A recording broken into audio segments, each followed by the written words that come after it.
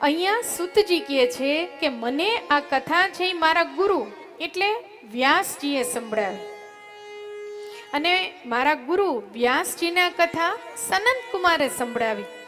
પણ સનંત કુમાર જ્યારે કથા કહેવા જાય છે એ પેલા એમ બોલે છે કે આ કથા મને નંદીકેશ્વર મહારાજે સંભળાવી. અને નંદીકેશ્વર મહારાજ જ્યારે કથા કહે ત્યારે એમ બોલે છે કે આ કથા મને તો સ્વયં ભગવાન શિવે સંભળાવી છે. આ આખી કથામાં એકબીજાનું નામ લેવાનો અર્થ શું છે? વ્યાસજી કે મને તો સનંત કુમારે કીધી, સનંત કુમાર કે મને તો નંદી મહારાજે કીધી, નંદી મહારાજ કે મને તો શિવે કીધી છે. લેશ માત્ર અહંકાર ન આવે એટલે બીજાનું નામ લે છે. આપણે શું કરીએ કે આ તો મને ખબર જ હતી એટલે હું તમને કહું છું. પણ આ પરંપરા આપણને એમ બતાવે છે કે આ મને નથી ખબર, પણ મને તો મારા ગુરુએ કીધું છે. અહંકાર ન આવે. અને આપણે પણ થોડું ઘણું એ જો જાણતા હોય તો અહંકાર કરવો નહીં. કોઈને કોઈ કૃપાથી જ તમને બધું આવડતું હોય, પછી સારી રસોઈ આવડતું હોય ને તોય આપણને અહંકાર થઈ જાય. જોયું, મારા જેવું શાક કોઈ ન બનાવી શકે. હો, આજ આપણાથી સારું કોઈ આયોજન થઈ જાય, કોઈ સમાજનું કાર્ય થઈ જાય તોય અહંકાર કરીએ. જોયું, આ તો હું હતો ને એટલે થયું.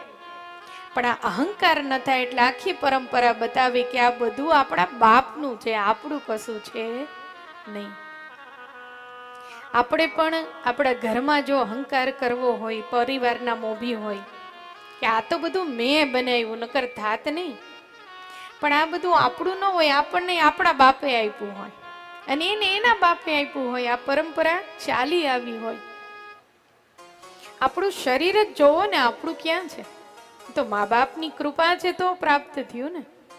હવે આપણે બહુ દેખાવડા હોય તો એમાંય શું અહંકાર કરવો? મા બાપ રૂપાળા હોય ને તો આપણે થયા હોય. હવે એમાં આપણું પોતાનું શું? આપણે એમ કહે કે હું બહુ ઊંચા કુળમાં મેં જન્મ લીધો છે, પણ એમાંય ક્યાં અહંકાર કરવા જેવું છે? તમારો બાપ ઊંચા કુળનો હતો તો તમે થયા ને. એટલે અહંકાર ન જાગે એટલે એ પરંપરા બતાવી છે કે આ અમારું નથી. અને સનંત કુમારો કથા કહેતા કહે છે કે વ્યાસજી, કલીના જીવનો જો ઉદ્ધાર કરવો હોય તો શિવ નામ અને શિવની કથા એ ઉત્તમ માર્ગ છે. પણ આ માર્ગ સુધી પહોંચાય કેમ? તો કે 3 માર્ગ બતાવ્યા: સાધ્ય, સાધન અને સાધક. આ 3 શબ્દ સમજાવ્યા કે ભગવાનને પામવા માટે 3 વસ્તુ જોઈએ. સાધ્ય એટલે કે આપણો કોઈ પણ એક ઈષ્ટ નક્કી કરી લેવાનું. બીજું છે સાધન. સાધન ઘણી પ્રકારના હોય ભગવાનને પામવામાં. કોઈને કીર્તન કરવા ગમે, કોઈને ગીત ગાવા ગમે, કોઈને નૃત્ય કરવું ગમે, કોઈને કથા સાંભળવી ગમે, કોઈને કથા કરવી ગમે, કોઈને કીર્તન લઈને સત્સંગમાં જવું ગમે. બધા જ માર્ગ છે એ ભગવાન સુધી પહોંચવા માટેના છે. પણ હરેક માણસ બધા કાર્ય કરવા સક્ષમ હોતો નથી. મને ગાવું બહુ ગમે પણ મારી પાસે રાગ રાગીણી નથી તો હું ગાઈ શકું નહીં. મને બોલવું બહુ ગમે પણ મારી પાસે જો વાણી ન હોય તો બોલી શકાય નહીં. એમ આપણે રોજે સત્સંગ કરતા હોય ને બીજું માણસ સત્સંગ નથી કરતો તો એવું નહીં માની લેવું કે મને જ ભગવાન મળશે, આને નહીં મળે. તમારી પાસે સત્સંગનું માધ્યમ છે, એની પાસે ઘરને સાચવવાથી પણ ભગવાન મળે. અને આપણા શાસ્ત્રોમાં એના અનેક ઉદાહરણો છે. મારે પુંડરીક મહારાજને યાદ કરવા પડે, એ કશું જ ન કરતા, મા બાપની સેવા જ કરતા. રોજે મા બાપની સેવા કરે. ભગવાન એને દર્શન દેવા ગયા, ઘરના આંગણે ટકોરો વાગે છે કે કોણ છો? તો કે ભાઈ હું તને મળવા આવ્યો છું, ભગવાન કે છે.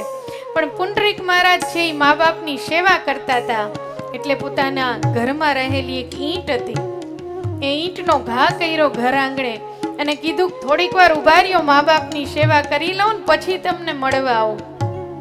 ભગવાને એની રાહ જોઈને, ભગવાને એટલી બધી રાહ જોઈ, ભગવાન થાકી ગયા. એટલે પછી તો ભગવાને કઈડે 2 હાથ રાખ્યા છે. ભગવાન આમ ટેકો દઈને ઉભા છે. અને એટલે જ ભગવાન વિઠ્ઠલ નામને ધારણ કરે છે મહારાષ્ટ્રમાં. તમે કાંઈ ન કરો ને એક કર્મ પણ સારું કરો તો પણ ભગવાન મળે. પતિવ્રતા નારીઓ બીજું શું કરે છે? પતિનું ધ્યાન રાખે છે. પણ આ પતિવ્રતા નારીઓને દર્શન દેવા ભગવાન આવે જ છે. માતા અનસૂયા એની પાસે શું હતું? તો કે પતિવ્રતા ધર્મ હતો. ધર્મની બહુ ટૂંકી વ્યાખ્યા છે, ધાર્યેતિ ઇતિ ધર્મ. ધારણ કરો એ ધર્મ છે. મોટા મોટા માળાઓ પહેરી લેવી, ભગવા પહેરી લેવા કે ટીલા ટપકા ટાણવા, એનાથી ભગવાન મળે નહીં. પણ હું એક પુત્ર વધુ છું, મારું કામ છે મારા ઘરને સાચવવું, તો મારા ઘરના બધા સભ્યોને સાચવું, તો આનાથી પણ મને ભગવાન મળે. એમાં ક્યાં મોટી વાત છે? પણ એક કર્મ, તમે ડોક્ટર છો તો દર્દીમાં પ્રત્યે તમારો સારો ભાવ હોય તો પણ ભગવાન મળે.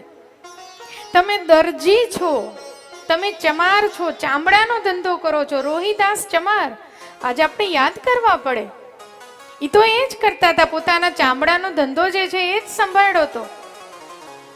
પણ એ બધું કરતાંય ભગવાનને ન ભૂલો ને તમારું કાર્ય નિષ્ઠાથી કરો તો પણ ભગવાન પ્રાપ્ત થાય.